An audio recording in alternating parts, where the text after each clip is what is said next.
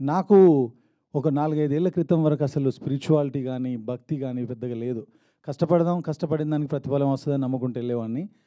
అలాంటిది ఈ సినిమా నేను ఇంటర్వ్యూల్లో చెప్పాను. మీతో మాట్లాడిన ఇంటరాక్షన్స్‌తో చెప్పాను. ఇది నేను రాయలేదు, ఆ పరమాత్ముడే రాయించాడని. అది ఇప్పటికి కూడా చెప్తున్నాను. ఇది నేను రాసిన కథ కాదు. నాకు సాధ్యమయ్యే కథ కాదు. నేను నమశివాయ అంటే మీకు తెలీదన్నారు. నాకు కూడా తెలీదు ఇది ఈ సినిమా స్టార్ట్ చేసేంత వరకు.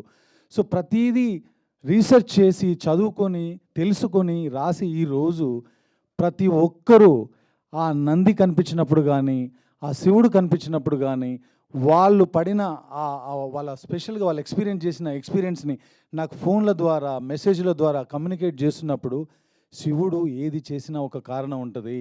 శివుడు ఏది చేసినా దానికొక అర్థం ఉంటది. నాలో స్పిరిచువాలిటీని నింపడానికే దేవుడు ఈ సినిమా నా చేతుల ద్వారా జరిగేలా చేశాడు.